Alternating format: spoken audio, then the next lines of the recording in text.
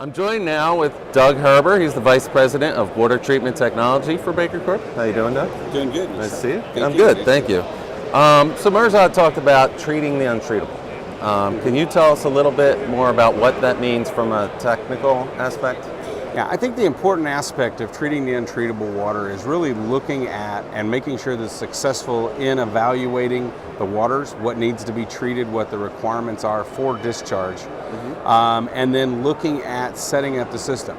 We do that in three major components, which is first setting up a bench testing operation to where we actually test the water to find out and the methods of treatment. Then we own that treatment process, if you will, from end to end. In setting up the system, to operating the system throughout it, and then having a system that is very adaptable, that allows you to adapt to different water quality parameters, water contaminants that are in there, and the changing of that water over time as you're doing with your treatment process. Right, and so I imagine there's some people behind that as well. Correct. So once we look at the operation of the system, I think what's very important is we do man the treatment systems with our technical services engineers. They're on staff anytime the system is operating, and we're manning it so that they can evaluate the water quality parameters and adjust the system as needed and make adjustments in that process on the fly. There is automation in the system that allows us to do that. I see.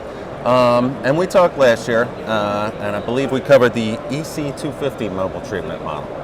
Is there any updates that you have for us? Well, one of the things that we've done is we've added some new additions to the system and modified some of the automation within the system that allows us to put up a secondary operation within the process that allows us to measure the water quality parameters throughout the process.